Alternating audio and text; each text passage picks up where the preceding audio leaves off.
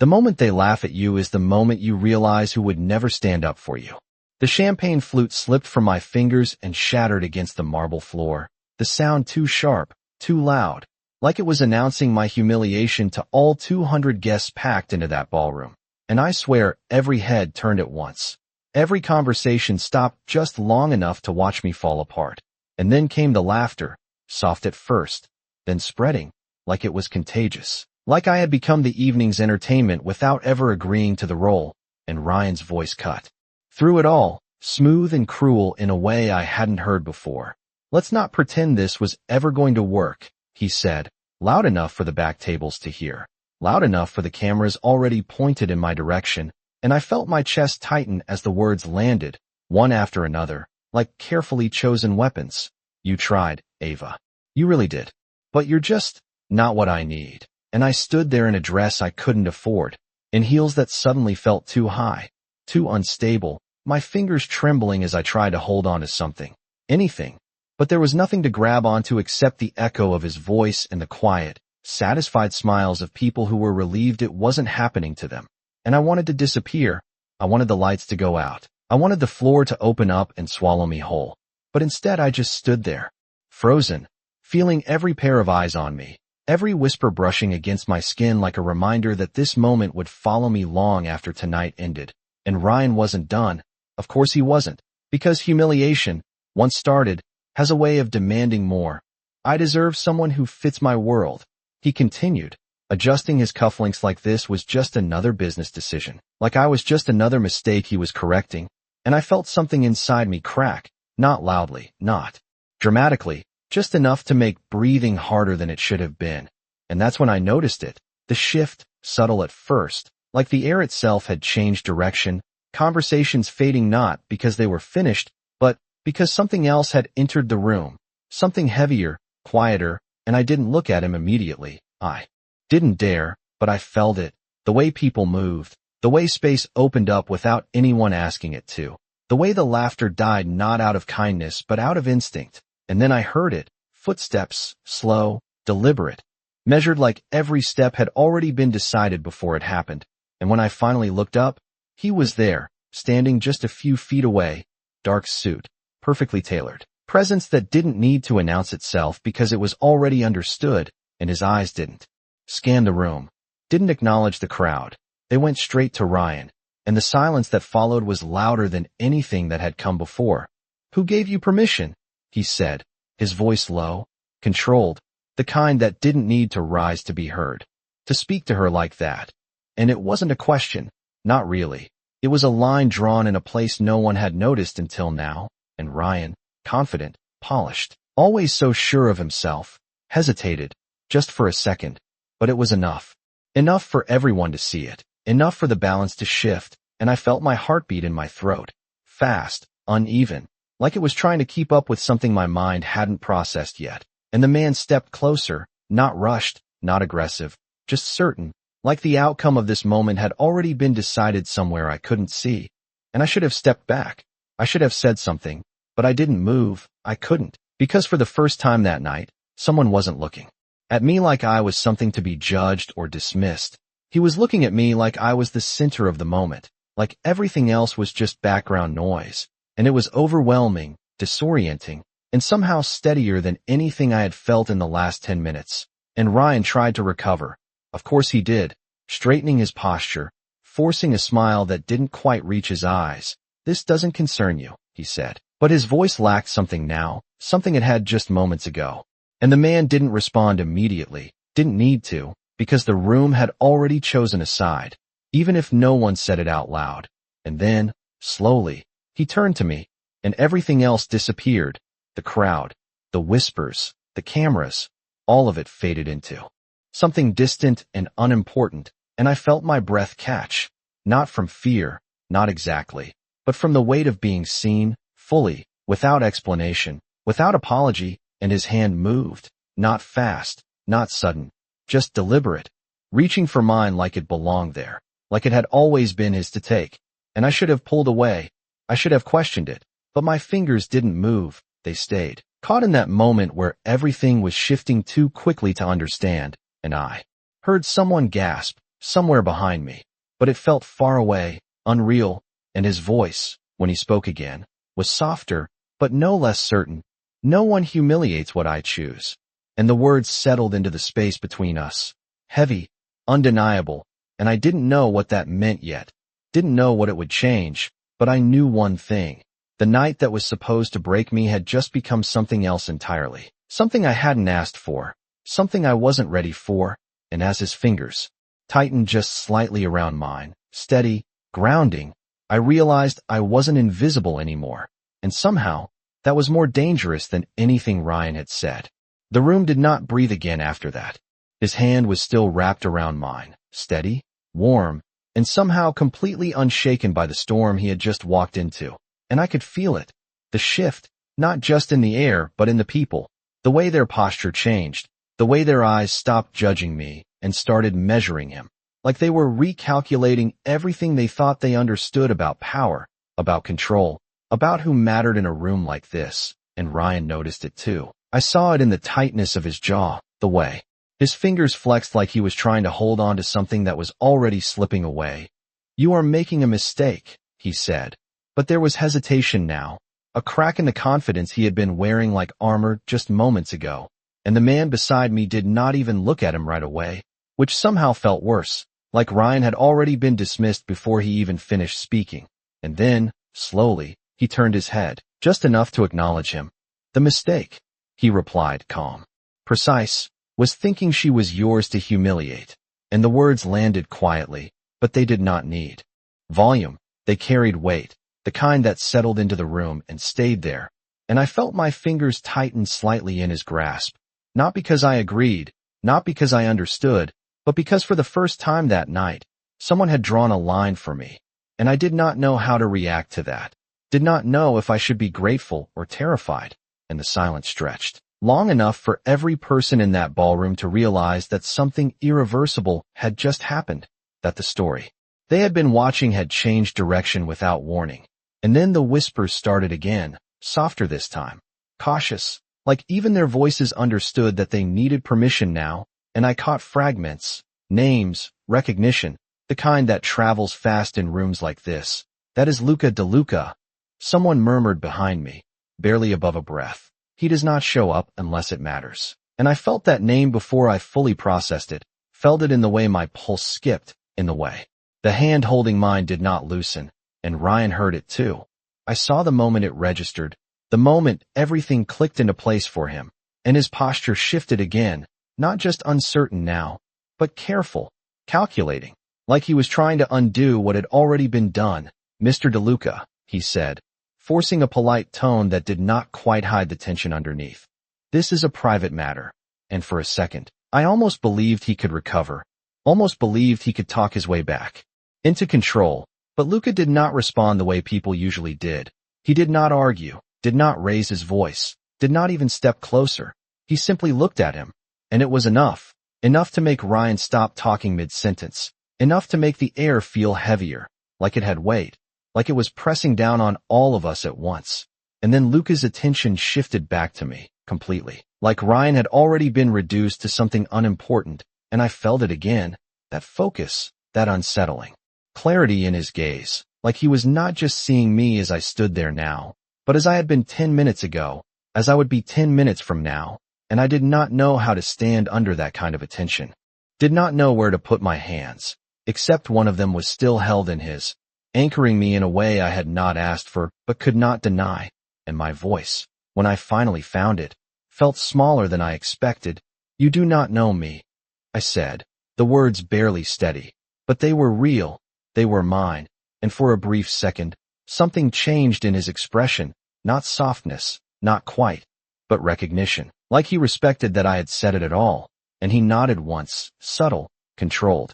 "You are, right?" he said, and the agreement surprised me more than anything else that had happened so far. But I know what I saw, and that made my chest tighten again, because I knew what he meant, knew exactly which moment he had chosen to step into. And the room leaned in. I could feel it, everyone waiting, watching, because this was no longer just about a broken engagement.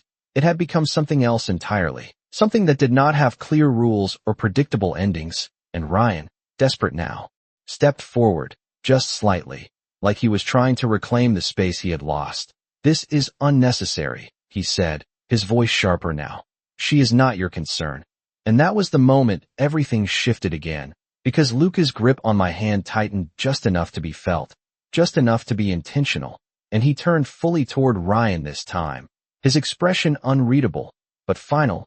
"You are right about one thing," he said, and for a fraction of a second, hope flickered across Ryan's face, fragile, misplaced. "She is not my concern," Luca continued, and the pause that followed was deliberate, precise. "She is my decision."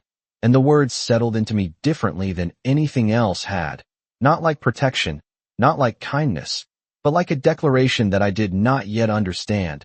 And before I could react, before I could question it, before I could pull my hand away or demand an explanation, his other hand moved, reaching into his jacket with the same calm certainty he had carried since the moment he stepped into the room, and I felt the shift ripple outward again, people straightening, breath catching, the kind of collective anticipation that only happens when something irreversible is about to happen. And when his hand emerged, there was a small velvet box resting in his palm, simple, understated, but in that moment it might as well have been the center of the universe, and my heart stuttered, confusion colliding with disbelief, because this was not how anything was supposed to go. This was not how any of this made sense, and I shook my head slightly, instinctively, quietly. "Do not," I whispered, not loud enough for anyone else to hear, but he did. Of course he did, his eyes flicking to mine for just a second, and there it was again. That recognition, that understanding that did not stop him, did not slow him, but acknowledged me all the same.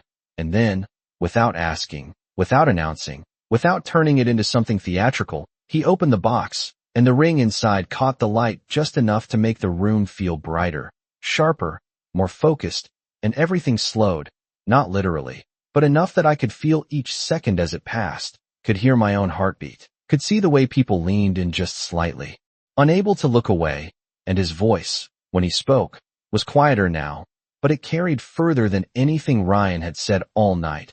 "They already decided what you were worth," he said, his gaze steady on mine. "I am just correcting them."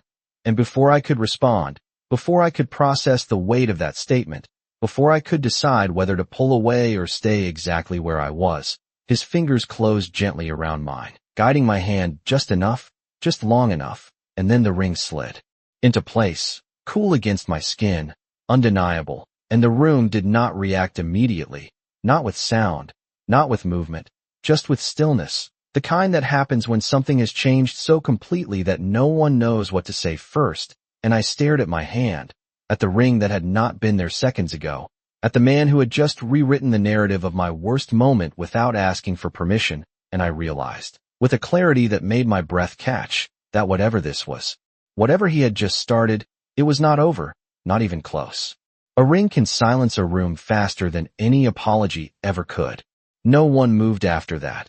Not immediately, not even Ryan, and I could feel it, the weight of what had just happened settling over everyone like something heavy and permanent, like the air itself had changed rules without warning. And my hand felt different now, not because of the ring itself, but because of what it meant to everyone watching, because I could see it in their faces, the way their expressions shifted from curiosity to calculation, from amusement to something closer to caution, and I swallowed, trying to steady my breathing, trying to understand how I had gone from being humiliated in front of 200 people to standing at the center of something I did not agree to, something I did not even understand, and I pulled my hand back, not violently, not dramatically, just enough to break the contact, just enough to remind myself that I still had control over something. And Luca let me, immediately, no resistance, no attempt to hold on, which somehow made it harder to decide how to react, because he was not forcing me, not physically, not obviously, and that made everything more complicated than if he had. And I looked at him, really looked this time, trying to find something in his expression that would explain what he had just done, but there was nothing careless there, nothing impulsive, only certainty, calm, measured certainty, like this had always been the outcome he expected, and my voice came out quieter than I intended, but steady enough to matter.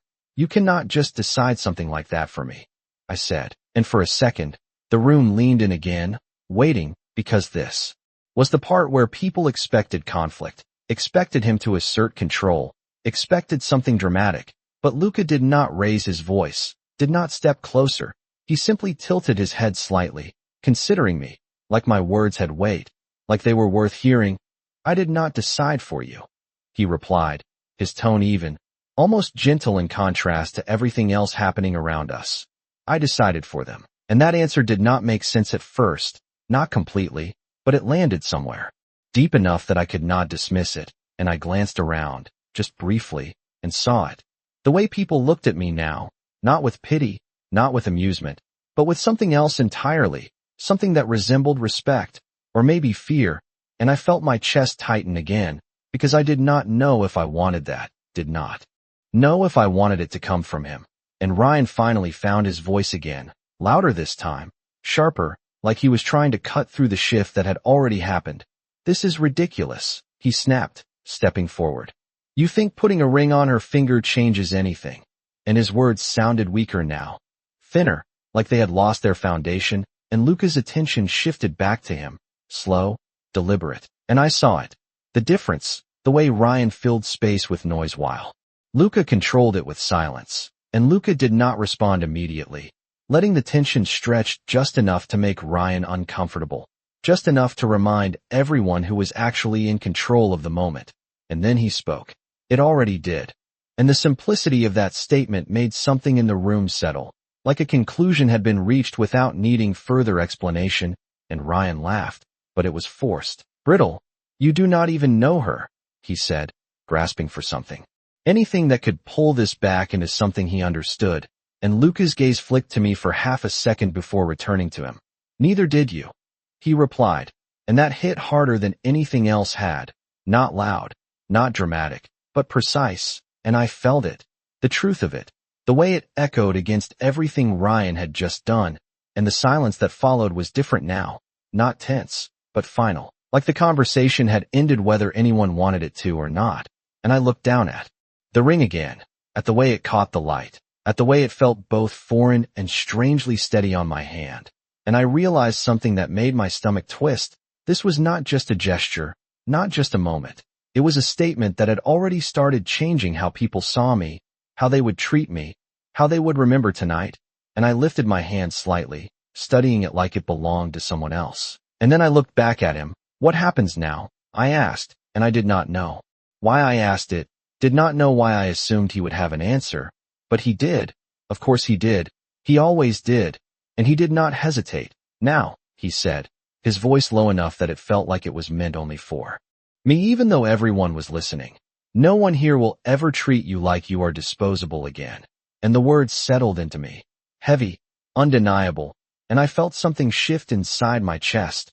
Not relief, not trust, but something closer to awareness. Like I was standing at the edge of something I had not chosen, but could not ignore, and I took a small step back, needing space, needing distance from the center of this moment. And he let me, again, no resistance, no attempt to pull me back, just watching, calm, patient, like he understood that I needed to find my footing before anything else could happen.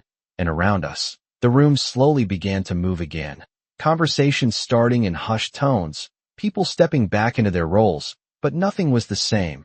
Not really, because every glance that passed over me carried something new, something that had not been there before, and I felt it, the shift in how I existed in this space. And it was overwhelming, disorienting, and as I turned slightly, trying to breathe, trying to think, I heard his voice again, quieter now, closer.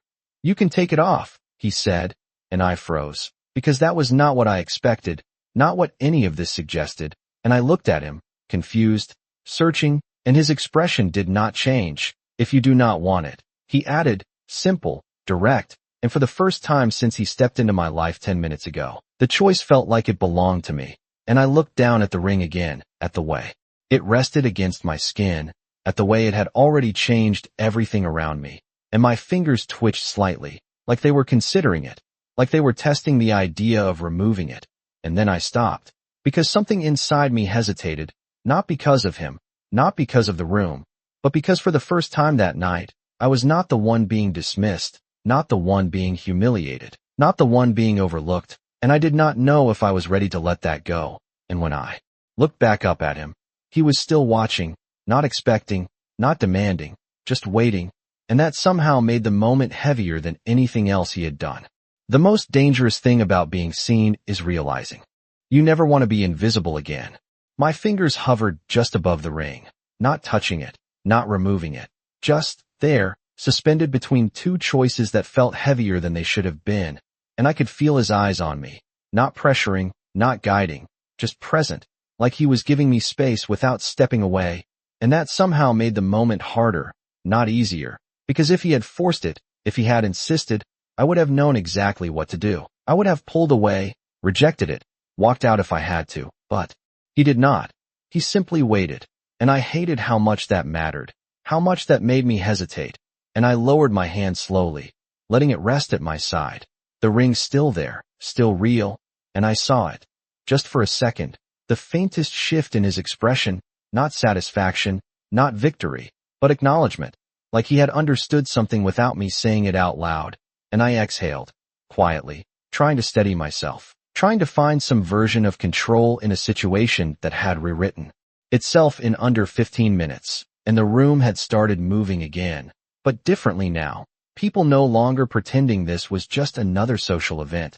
Their voices lower, their movements more careful, like they were aware they were standing inside something they did not fully understand, and I could feel it in the way they looked at me, not directly, not openly, but enough to make it impossible to ignore, and I turned slightly, needing distance, needing a second to think, but before I could take more than a step, his voice followed, softer now, closer. "Walk with me," he said, not a command, not exactly, but not a request either, and I hesitated, because that felt like another line, another step deeper into something I had not agreed to, and I looked at him, searching for something that would tell me whether I should trust this, whether I should refuse, but there was nothing in his expression that pushed me either way, just that same calm certainty that had been there from the beginning, and I nodded before I could fully process why, just once, small, controlled, and his hand did not reach for mine again.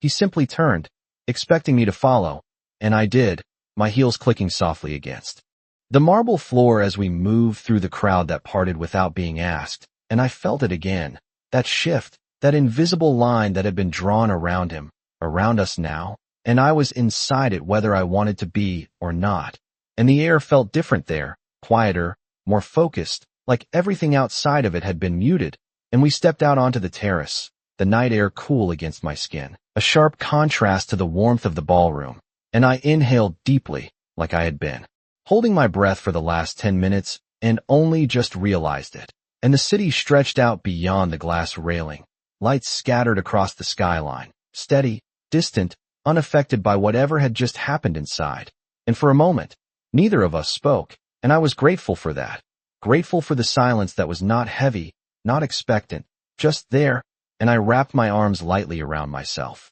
not because I was cold, but because I needed something to hold on to that was mine, and finally, I turned to him, the question sitting in my chest too long to ignore. "Why?"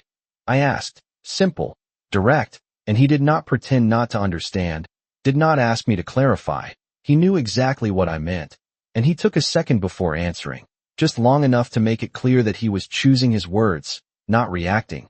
"Because you did not deserve that," he said, and I let out a small, almost humorless breath, shaking my head slightly. "People do not step into situations like that for strangers," I replied, and he tilted his head, considering me again. "You were not a stranger to me," he said, and that made me pause, confusion flickering across my thoughts. "What does that mean?" I asked, and he did not answer immediately, his gaze shifting briefly toward the city before returning to me. "I have seen you before," he said, and something about the way he said it made my chest tighten, not fear, not exactly, but awareness, like a piece of a puzzle I did not know I was part of, had just been placed in front of me. "Where?" I asked, my voice quieter now, more cautious, and he stepped slightly closer, not enough to invade my space, but enough to narrow the distance between us. "3 weeks ago," he said, "a charity event downtown. You stayed late to help clean after everyone else left," and I blinked, caught off guard, because I remembered that night, remembered staying behind, picking up things no one else noticed, But I did not remember him, not clearly, and he seemed to read that in my expression. You would not have noticed me, he added, calm, certain.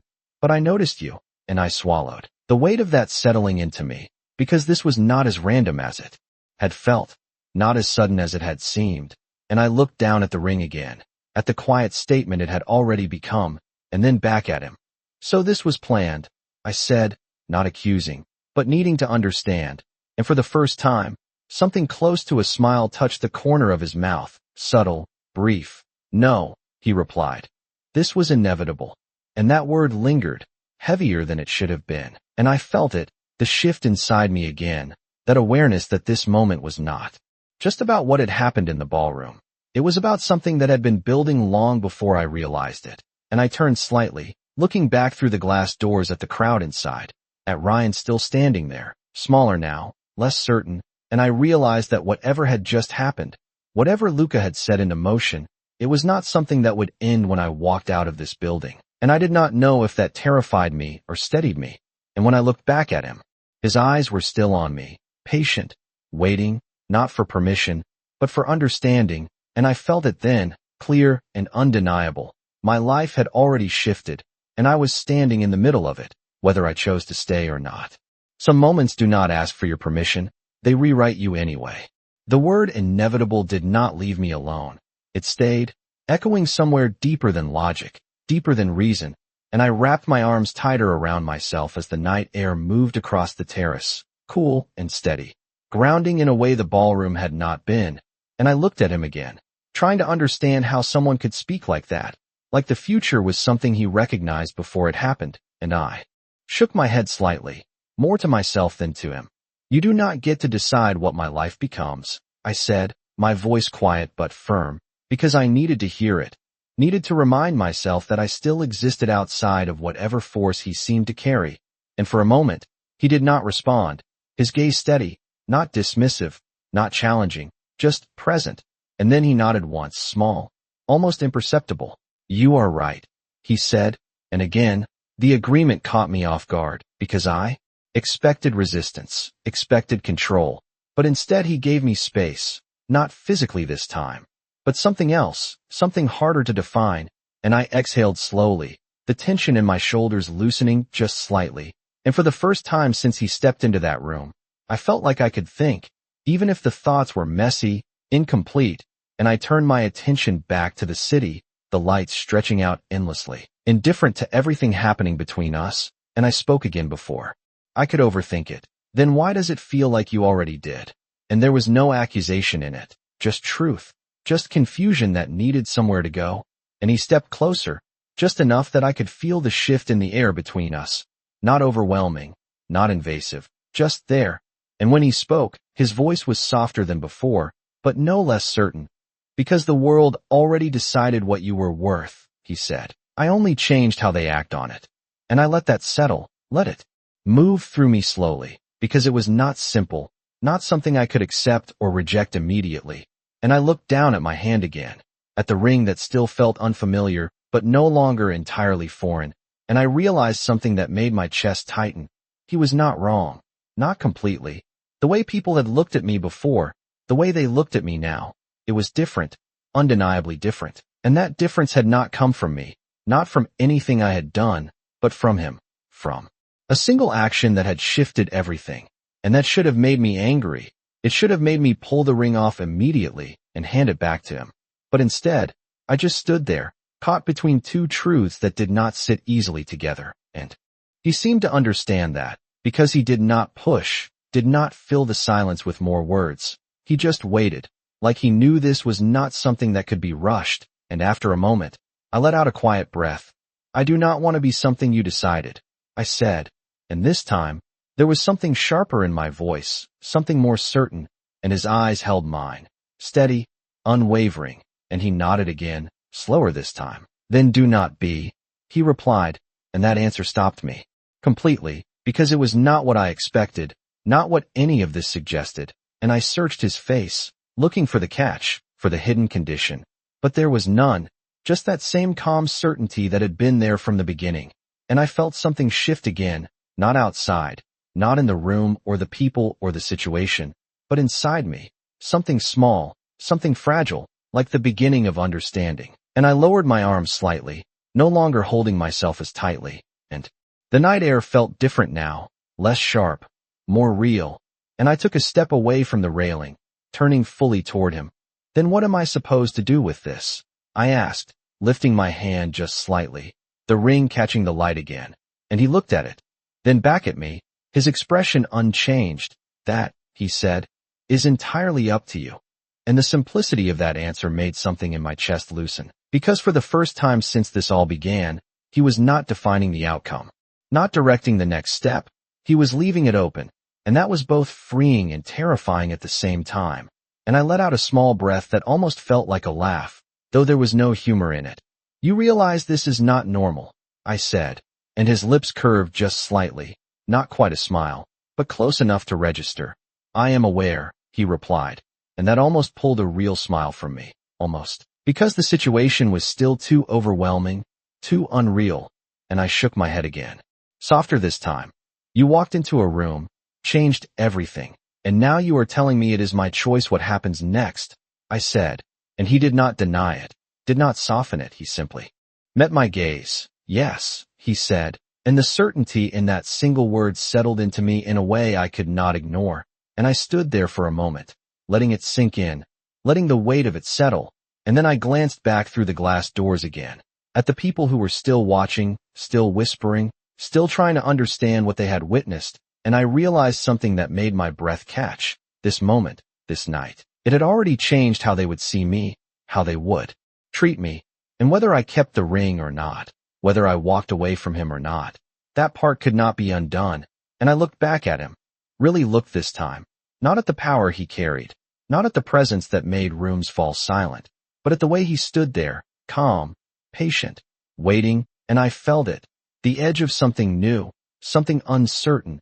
something that could go in a direction I had not planned for, and I did not know if I should step back from it or lean into it, and that uncertainty settled into my chest, heavy but not unbearable, and I realized, with a clarity that made everything else fade for just a second, this was not about the ring anymore, not really.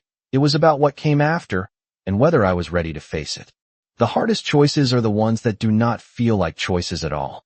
The silence between us stretched, but it was no longer heavy, no longer suffocating. It was something else now, something that felt like a pause before a decision neither of us was going to force, and I became aware of my breathing again, slow, deliberate, like I was relearning how to exist inside a moment that had shifted too quickly, and my fingers brushed lightly against the ring, not to remove it, not yet, but to feel it, to confirm it was real, and it was solid and undeniable, and I lifted my gaze back to him, searching, not for answers this time, but for truth. If I walk away right now, I said, my voice steady but quieter than before, what happens? And the question hung there, simple but loaded, because it was not just about leaving the terrace, it was about everything, about the room behind us, about the people who had already rewritten their perception of me, about him, about whatever this was becoming, and he did not hesitate, not even for a second. Then you walk away, he said, and there was no edge in it, no hidden warning, just fact, just certainty, and I felt my chest tighten again, because I had expected more, expected conditions, consequences, something that would make the choice clearer. But he gave me nothing except freedom, and that made it harder, not easier. Because now the weight of the decision was entirely mine, and I looked away, back at the city lights, letting them ground me, letting their steady glow remind me that the world outside this moment was still moving, still unchanged, and I spoke again, softer now, almost to myself, and everything just goes back to how it was, and I knew the answer before he gave it, knew it in the way the night felt different, in the way I felt different, but I needed to hear it, needed it spoken out loud, and his voice came, calm, unshaken. No, he said, and that single word settled deeper than anything else he had said. It does not. And I closed my eyes for a brief second, letting that truth land, letting it take its place, because he was right. Nothing about this could be undone, not the humiliation, not the way he had stepped in, not the way people had already started looking at me differently, and I exhaled slowly, opening my eyes again, and when I looked at him this time, something had shifted, not in him, but in me, something clearer, more grounded. So either way, I said, meeting his gaze directly, my life is different now. And he nodded once, a quiet confirmation. Yes. And there was no apology in it, no attempt to soften it, just truth. And I let that settle, let it move through me without resisting it, because resisting it would not change it. And for the first time since all of this began, I felt something that resembled control, not over the situation, not over him, but over how I responded to it. And I straightened slightly, my shoulders no longer tense, my breath steady, and I took a small step closer, closing the distance just enough to make this feel like a conversation instead of a confrontation. Then let me be clear about something, I said, my voice firm now, grounded in something real. I am not yours. And the words held, strong, unshaken, and I watched him carefully, waiting for a reaction, for resistance, for the moment where this turned into something else. But it did not. His expression did not harden, did not shift into anything controlling or possessive. He simply held my gaze. And after a second, he nodded, slow, deliberate. I know, he said, and that answer did something unexpected. It did not resolve the tension, but it changed it, made it quieter, more focused, and I felt it. That strange balance forming between us, something that was not ownership, not obligation, but something else entirely. And I let out a small breath, not quite relief, but close enough to feel, and I glanced down at the ring again, lifting my hand slightly, watching the way it caught the light from the terrace, and I realized something that made my chest tighten. Again, this was no longer about him placing it there. It was about me choosing whether it stayed, and that realization settled into me differently than anything else had, because it shifted the meaning entirely, and I looked back up at him, my voice quieter now, but no less certain. But I am also not going back to who I was 10 minutes ago, I said, and this time, something in his expression changed, not dramatically, not obviously, but enough to register as approval, or maybe recognition, and he inclined his head slightly. That would be a mistake, he replied, and I almost smiled at that. Almost, because there was truth in it, truth I could not ignore, and the air between us felt different now, less uncertain, more defined, like we had reached an understanding without fully naming it. And I turned slightly, looking back through the glass doors once more, at the room that had witnessed everything, at the people who were still watching, still trying to understand. And I felt it. Not fear, not embarrassment, but something stronger, something steadier, and I realized, with a clarity that settled deep in my chest, that I was not the same person who had walked into that room earlier, not anymore. And when I looked back at him, my voice came without hesitation. Then we are going back. In there, I said, and his eyes held mine, steady, questioning but not doubting, and I continued, not as whatever they think this is, I added, gesturing lightly to the ring, but as something I choose, and the words felt right as I said them, solid, grounded, and he watched me for a moment, assessing, understanding, and then he nodded once. As you wish, he said. And there was something in that response, something that made the moment settle into place, and as I turned toward the doors, my hand steady at my side, the ring still there, still real, I realized that whatever this was, whatever it would become, it was no longer something happening to me. It was something I was stepping into, on my own terms. Sometimes the bravest thing you can do is walk back into the place that broke you and refuse to break again. The moment the glass doors opened, the noise returned. Not loud, not chaotic, but controlled, restrained, like the room had learned something in our absence and was now adjusting itself around it. And I felt it immediately, the shift in attention, the way conversations paused mid-sentence, the way eyes turned without trying to hide it anymore. And this time, I did not freeze, I did not shrink, I walked forward, steady, each step deliberate, my heels echoing softly against the marble like a rhythm I could follow. And Lucas stayed beside me, not ahead, not behind, just there, his presence constant but not overpowering, and somehow that made it easier to breathe, easier to move, and I lifted my chin slightly, not in defiance, not in arrogance, but in awareness, because I understood now. This was not the same room I had stood in before, and I was not the same person who had been humiliated in front of it. And the difference was not just in how they saw me, it was in how I chose to stand in front of them. And the whispers followed, quieter than before, careful, like people were choosing their words more thoughtfully now, and I caught fragments again, not mocking this time, not dismissive, but curious, cautious. That is her, someone murmured. That is the one he chose. And the words landed differently than they would have 10 minutes ago. They did not sting. They did not shrink me. They just existed. And I let them pass without reacting, because for the first time, I did not feel like I had to respond to every judgment thrown my way. And we moved further into the room, toward the center where everything had happened, where everything had changed, and I saw him before he spoke.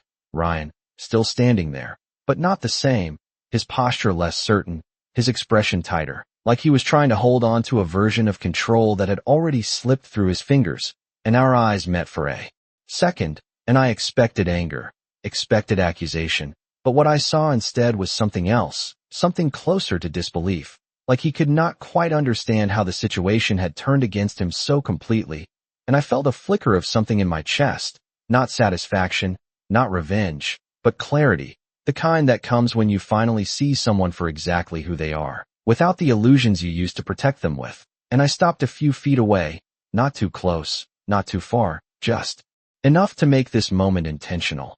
And Luca did not speak, did not intervene. He simply stood there, allowing me the space to handle what came next, and that mattered more than I expected, because it told me this was mine now, this moment, this decision.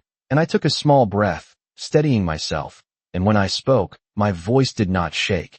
You should not have done that, Ryan said first, his tone sharp but lacking the edge it once had, and I almost smiled at that, almost because for the first time, his words did not carry the same weight.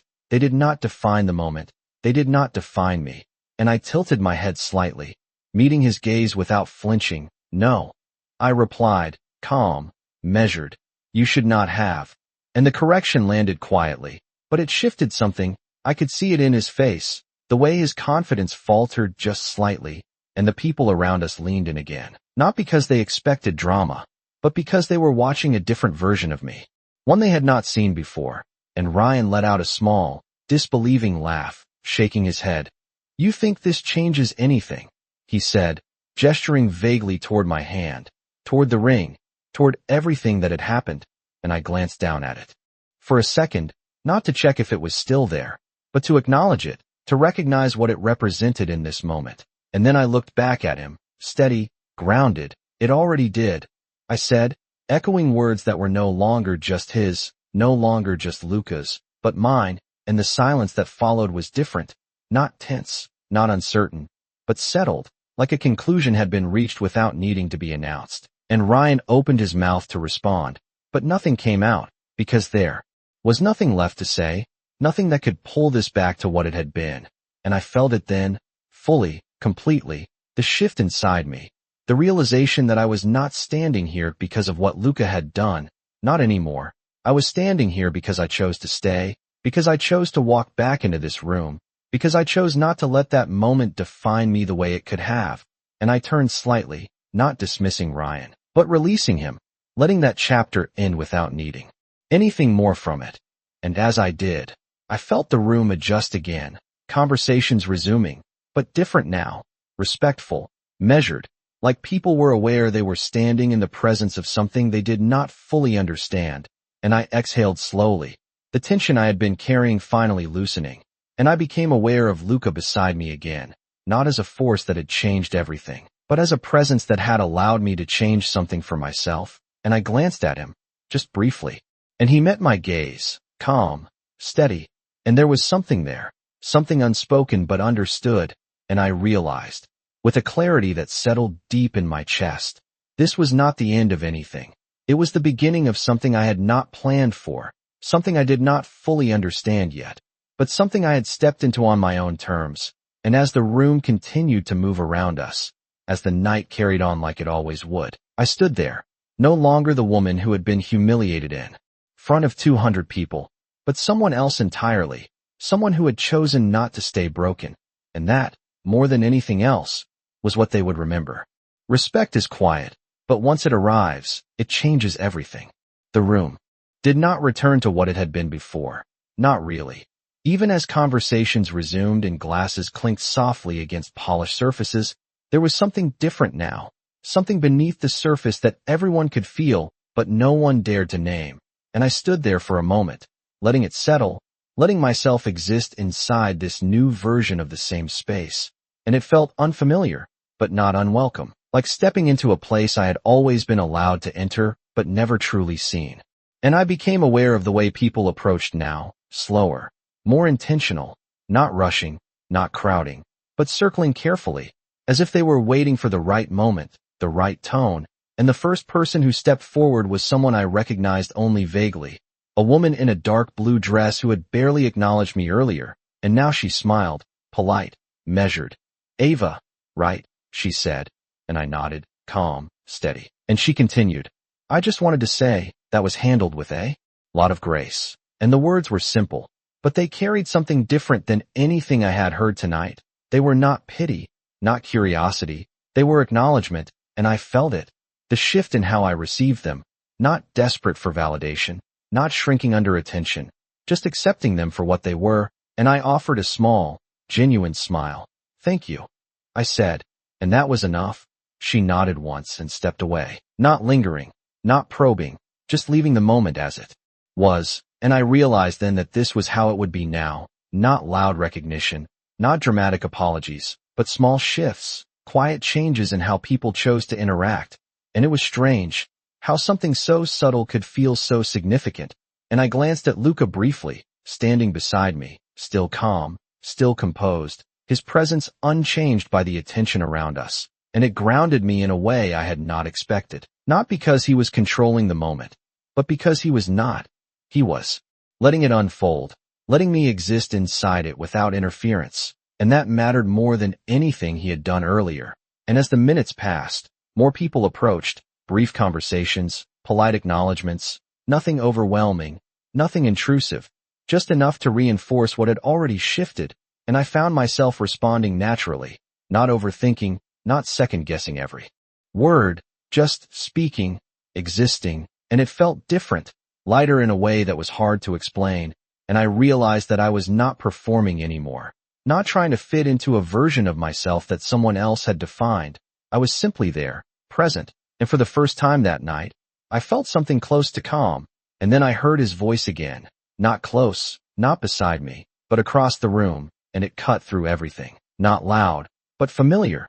"Ava," Ryan said, and I turned, slowly, not startled, not tense, just aware, and he stood there a few feet away, his posture more controlled now, more careful, like he had spent the last few minutes reconstructing himself, and I could see it, the effort, the attempt to regain something that had already shifted beyond his reach, and I felt a moment of hesitation, not fear, not uncertainty, just a pause, because this was not the same interaction it would have been earlier, not the same dynamic, and I stepped forward slightly, closing the distance just enough to make it clear that I was not avoiding him, and he exhaled, quietly, like he had been holding that breath for longer than he realized.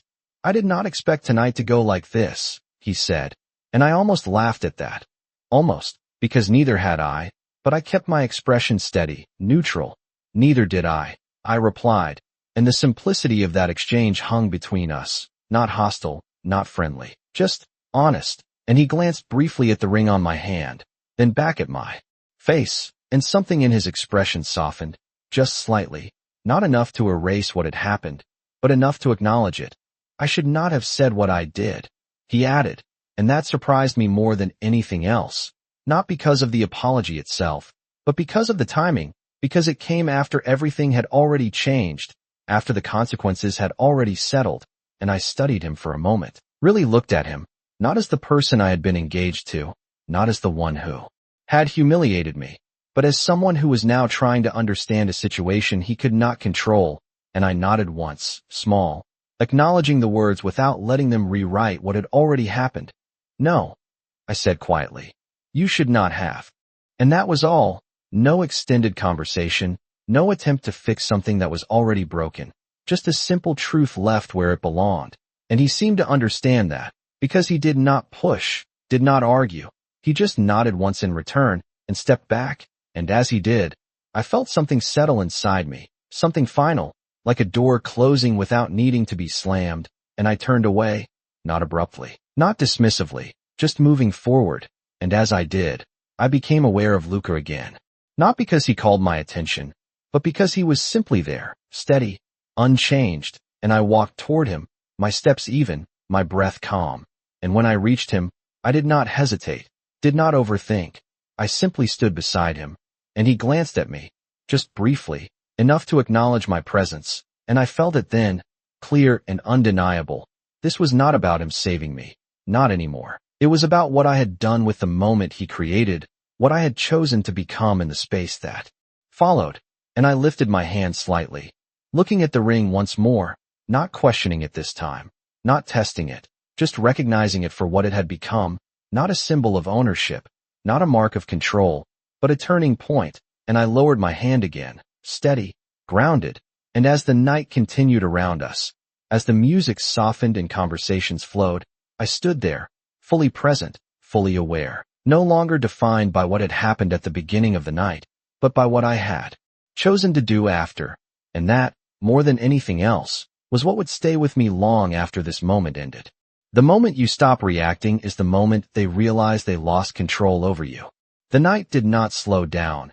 It did not pause to acknowledge what had happened, but everything inside it felt different, like the rhythm had shifted just enough that only the people inside it could feel the change, and I stood there beside him, no longer trying to understand every detail, no longer trying to catch up to the moment, just standing, present, grounded in something that had not existed an hour ago. And I noticed the way people moved around us, not avoiding, not crowding, but adjusting, always adjusting, like there was an invisible boundary they respected without being told. And it was strange, how quiet power could be, how it did not need to announce itself, did not need to prove anything. It simply existed, and everything else rearranged around it. And I became aware of the music again, soft piano somewhere in the background, the faint clink of glass, the low hum of conversation, all of it continuing like nothing had happened. And yet everything had, and I exhaled slowly, letting that settle, letting myself exist inside this new version of the same space without questioning it every second. And for a moment, I forgot about the eyes, forgot about the whispers, forgot about the weight of the ring on my hand, until I felt it again, a subtle pressure, not physical, but awareness, like someone was watching, and I turned slightly, not abruptly, just enough to follow the instinct, and I saw them. Two men standing near the edge of the room, not part of the crowd, not engaged in conversation, just observing, their posture too still, too controlled, and I felt it immediately. They were not like the others, not curious, not social. They were something else, something more deliberate, and I glanced at Luca without meaning to, and he had already noticed. Of course he had, his gaze shifting briefly in their direction before returning to neutral, like it was nothing, like it did not require a reaction, but I could see it, the slight tightening in the line of his shoulders, the subtle awareness that had not been there before, and it made something in my chest tighten, not fear, not panic, just awareness. And I leaned slightly closer, my voice low enough that it would not carry, "Friends of yours?" I asked, and he did not look at me when he answered, his eyes still scanning the room in a way that seemed casual to anyone else, but was anything but. "No," he said, calm, measured. And that single word carried more weight than I expected, and I felt it, the shift again, but this time it was quieter, more contained, like something beneath the surface had changed direction, and I straightened slightly, my gaze returning to the room, trying to understand what I was seeing without overreacting, without letting my thoughts run ahead of reality, and nothing obvious had changed. People were still talking, still laughing, still moving. But those two men remained still, watching, and I realized something then, something that settled deeper than anything else had tonight. Whatever world Luca existed in, it did not stay outside events like this, it moved with him, quietly, seamlessly, and I was standing closer to it than I had ever been before, and that realization did not scare me the way I expected it to. It grounded me, sharpened my awareness, made everything feel more real, and I turned my attention back to him, studying his profile for a second, the calm control, the way nothing seemed to shake him, and I understood something I had not before. This was not new for him. This balance, this awareness, it was part of how he existed, and I felt a small, unexpected shift inside me. Not fear, not hesitation, but curiosity, and I spoke again, quieter this time. Does this happen often? And he glanced at me then, just briefly, enough to acknowledge the question, and there was something in his eyes, something unreadable but not dismissive.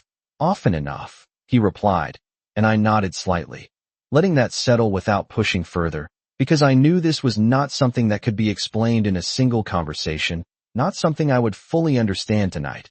And the music shifted slightly, a new song blending into the background, and the room seemed to breathe again. Tension easing in places I had not realized were tight, and one of the men moved, just a step, just enough to break the stillness, and I watched without meaning to, my focus sharpening, and Luca's voice came again, low, steady, stay with me. And it was not a command, not a demand, just a statement, and I realized something then, something that settled quietly but firmly inside me. I already was, not because he asked, not because I had to, but because I chose to, and I nodded once, small, controlled, and I stayed exactly where I was, beside him, aware, present, in the moment. Stretched, not tense, not urgent, just unfolding, and I realized that this was the part no one talked about, the part after the dramatic moment, after the public shift, where things did not explode or collapse, they simply continued, but differently, with new awareness, new lines drawn that no one could see, but everyone respected, and I stood there, feeling that shift settle deeper into me, understanding that whatever this was, whatever I had stepped into, it was not just about one moment in a ballroom. It was about everything that came after, the quiet changes, the unseen dynamics, the way the world adjusted itself around certain people. And as I glanced at him again, at the man who had changed everything with a single action and then stepped back to let me decide what it meant, I realized something that made my breath steady. In a way I had not expected, I was no longer trying to understand him completely. I was learning how to stand beside him without losing myself, and that was a different kind of strength, one I had not known I needed until now. Control is not loud. It is the ability to decide what matters and what does not. The room continued its quiet rhythm, but I could feel it now, the layer beneath it, the part most people never noticed, the part that did not rely on music or conversation, and it sharpened everything. The way footsteps sounded more deliberate, the way voices lowered when certain people moved, the way space opened before it was even asked for, and I stayed where I was, beside him, not tense, not frozen, but aware in a way I had not been before, and I realized that awareness was not fear, it was clarity, and I let it settle, letting my breathing stay even, letting my posture remain steady, because whatever was happening, whatever those two men represented, it was not something I could control, but how I stood inside it. That was still mine, and one of them moved again, just a few steps closer, not rushing, not aggressive, just intentional, and I watched without turning my head fully, letting the movement exist in the corner of my vision, and Luca's voice came, low, steady, do not react, and I almost smiled at that, because I already understood, already felt it, the importance of stillness in moments like this, and I nodded slightly, barely noticeable, and kept my gaze forward, letting the room continue as if nothing had changed, and that was the strange part. Nothing had changed on the surface, the music still played, people still talked, glasses still touched in soft, polite toasts, but underneath it, something had shifted, and I could feel it in the way the air seemed to tighten just slightly, like the room itself was paying attention, and the man who had stepped closer stopped a few feet away, not addressing us directly. Not yet, just existing within range, and I felt the awareness ripple outward, subtle but present, and I realized then that this was not about confrontation, not the kind I understood. This was about presence, about who could stand where and what that meant, and I glanced at Luca again, just for a second, and his expression had not changed, calm, controlled, but there was something in his eyes now, something sharper, something that made it clear he was fully aware of everything happening around us, and I felt a strange sense of steadiness from that, not because he would handle it, but because he already understood it, and I spoke quietly, not turning my head. Are they waiting for you to react? And he answered just as quietly, they are waiting to see if I need to, and that distinction settled into me, because it meant something, something I was beginning to understand. This was not about action. It was about whether action was necessary. And I exhaled slowly, letting that thought ground me. And the man finally spoke, his voice smooth, controlled. "Mr. DeLuca," he said, and the name carried through the space between us without needing volume. And Luca turned then, not abruptly, not dramatically, just enough to acknowledge him, and I followed the movement, letting my gaze shift naturally, and the man met Luca's eyes directly, his posture relaxed but precise. "We did not expect to see you here tonight," he continued, and there was something in his tone, not surprise, not exactly, but awareness, like this was a variable he had not accounted for, and Luca's response was simple, "Neither did I."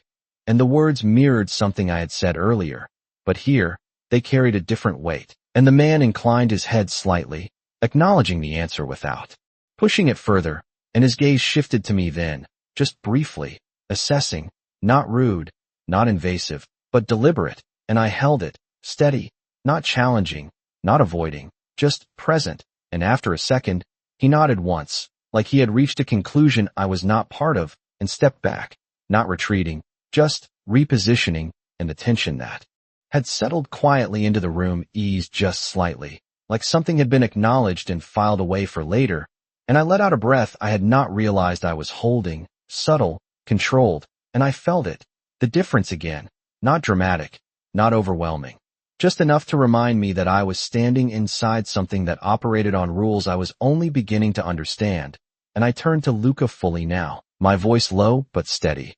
"That did not feel random," I said, and he looked at me, really looked this time, and there was something in his expression, something that suggested he was considering how much to say, how much I needed to know in this moment.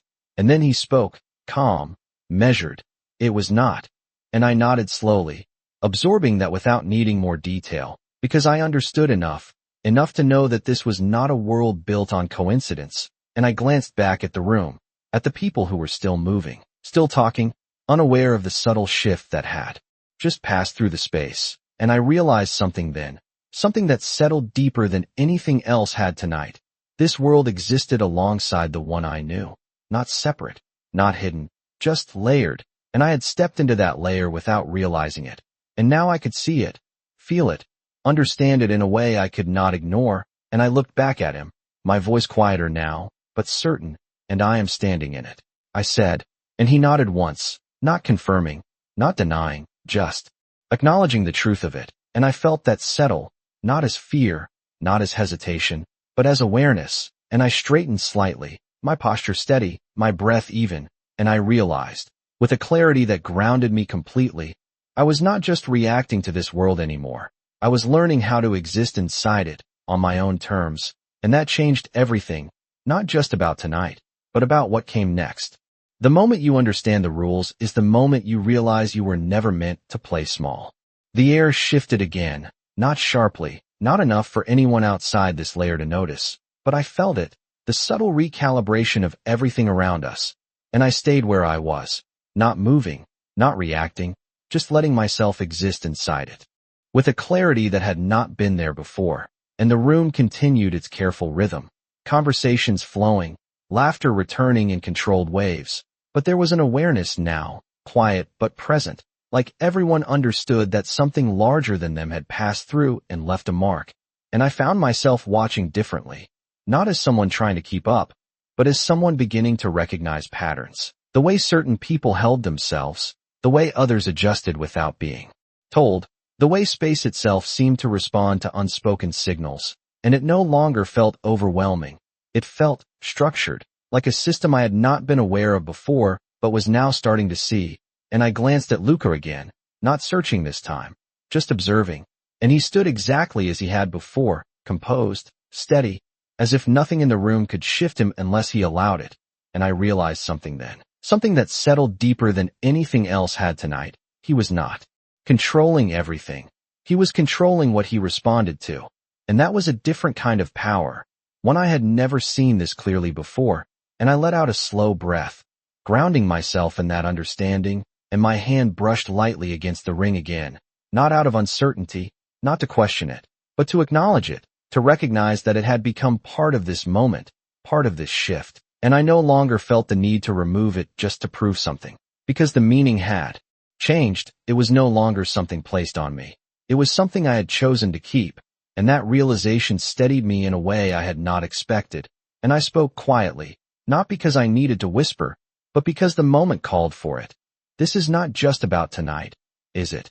And he looked at me, his gaze steady, considering, and for a second, I thought he might deflect, might give a vague answer, but he did not.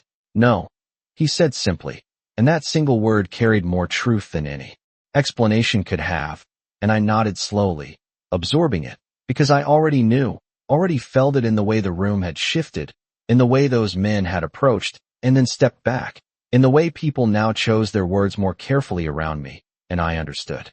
Then that this was not a contained moment, not something that would fade when the night ended. It was a shift that would carry forward, into tomorrow, into every interaction that followed, and I felt it settle into me, not as fear, not as hesitation, but as awareness, and I straightened slightly, my posture aligning with that understanding, and I spoke again, my voice steady. Then I need to understand what I am stepping into. And this time, there was a pause, not long, not heavy, but deliberate, like he was choosing how much to reveal, how much I was ready to hear. And then he stepped slightly closer, not invading, not overwhelming, just enough to narrow the space between us so that his words felt more direct, more intentional. You are not stepping into anything you cannot walk away from, he said, and the phrasing caught my attention immediately, because it was not what I expected, not a warning, not a claim, but a boundary, and I held his gaze, searching, but if I do not walk away, I replied, and he nodded once, understanding the question before I finished it. Then you will need to decide what you are willing to see, he said, and that answer settled differently, not as a threat, not as something dark, but as something real, something grounded in truth rather than drama, and I let it sit there, let it move through me slowly, because I understood what he meant. This was not about danger in the way people imagined it. It was about awareness, about seeing things most people chose not to notice, about existing in a space where power and perception shaped reality in ways that were not always visible, and I exhaled quietly, my thoughts aligning in a way that felt clearer than anything else had tonight, and I looked around the room again, really looked this time, not just at the people, but at the patterns, the structure beneath the surface, and I saw it now, the way influence moved, the way presence mattered more than words, the way decisions were made without being announced, and I realized something that made my breath steady. I was already seeing it, already understanding it, even if I could not fully explain it yet, and I turned back to him, my voice calm, grounded.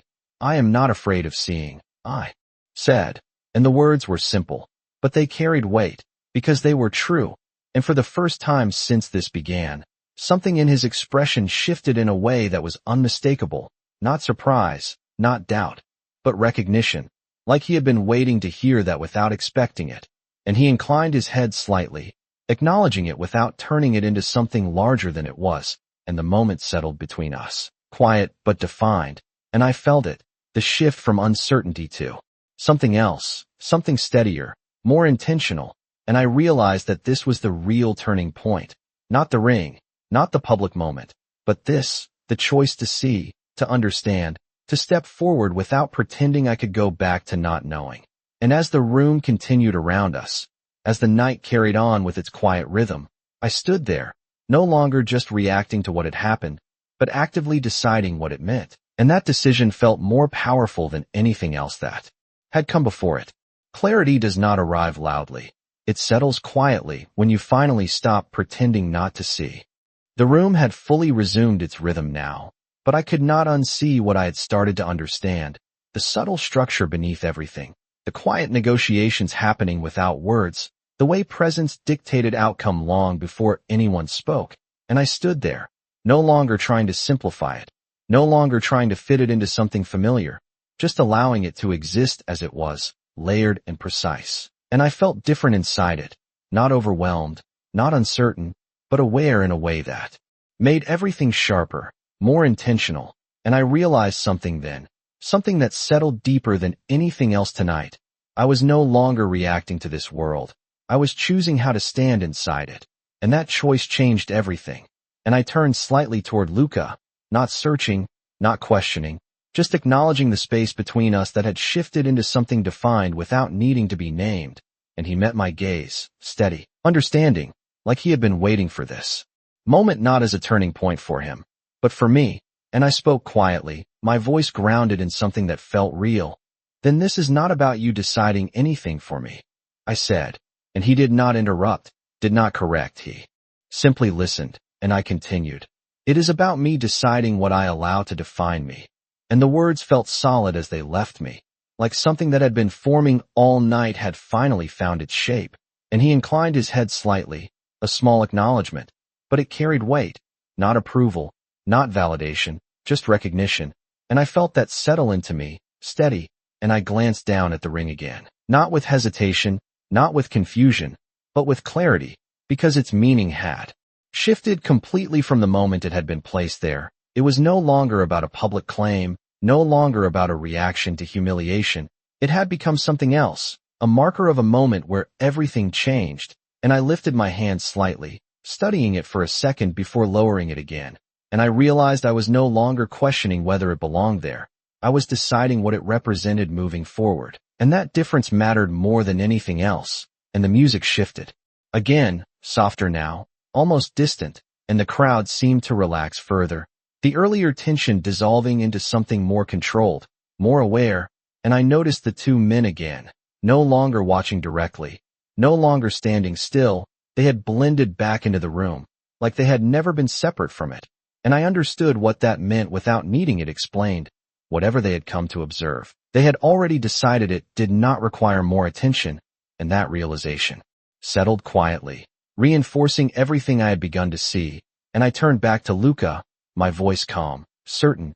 You said I could walk away, I said, and he nodded once. Immediate. You can, he replied, and I held his gaze for a second longer, letting the weight of that option exist fully before I spoke again. And you also said I would need to decide what I am willing to see. I continued, and again he nodded, slower this time, more deliberate.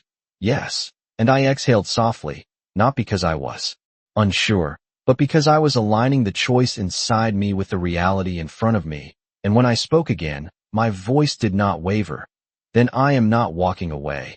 And the words landed between us, quiet but undeniable, and for a moment, nothing else moved, nothing else mattered, because this was the real decision, not the one made in front of 200 people, not the one marked by a ring, but this, the choice to stay, to see, to understand. And he did not react the way most people would, did not smile, did not step closer, did not turn it into something larger than it was. He simply held my gaze, and after a second, he nodded once, slow, certain, and that was enough, more than enough, because it acknowledged the choice without taking ownership of it, and I felt something settle into place inside me, something steady, something grounded, like the final piece of a structure I had been building all night had clicked into place. And I turned slightly, looking out over the room one more time, not as someone trying to understand it, but as someone who now existed inside it with awareness, and I saw it differently, not as a space that had judged me, not as a place where I had been humiliated, but as a setting where I had chosen something for myself, and that shift changed everything. And I let out a slow breath, my posture relaxed but strong, my presence steady, and I realized, with a clarity that felt almost quiet in its certainty, this night had not broken me. It had revealed me, not to them, but to myself, and that was something no one could take away. And as the music continued, as conversations carried on, as the city lights beyond the windows remained steady and unchanged, I stood there, no longer defined by what had happened at the beginning of the night, but by the choice I had made at the end of it, and that choice was mine, entirely mine. Some nights do not end. They echo into everything that comes after. The music softened into something slower, something that no longer demanded attention but filled the space between conversations like a quiet reminder that time was still moving forward.